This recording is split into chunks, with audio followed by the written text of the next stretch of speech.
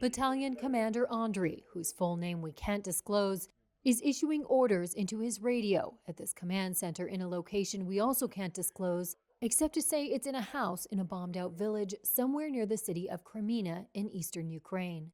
His call sign is Tuman, which means fog.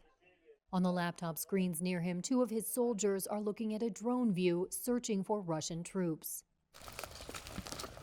This is the Luhansk region of Ukraine. Kreminna is about 47 miles north of Bakhmut, where the bloodiest battle in Europe since World War II is taking place. And although it may seem quiet in this forest, Tuman says he fears the same tactics and strategies being used by Russia in Bakhmut may be playing out here as well, but over a much wider area. The Russians, they say, are sending waves of forces to attempt one giant pincer move. If they come to Liman, then beyond there is Kramatorsk and Sloviansk. It will pose a pincer threat, which is why they are trying to fight for this area so heavily. This is no less important than Bakhmut. I monitor, evaluate the situation, and make decisions 24/7. I inflict damage on the enemy with mine or my team's weapons. I conduct maneuvers of my own units to strengthen the front line or for counter-offensive actions. In the drone unit in the woods, a serviceman, call sign Zara, is talking about the Russians' use of electronic warfare.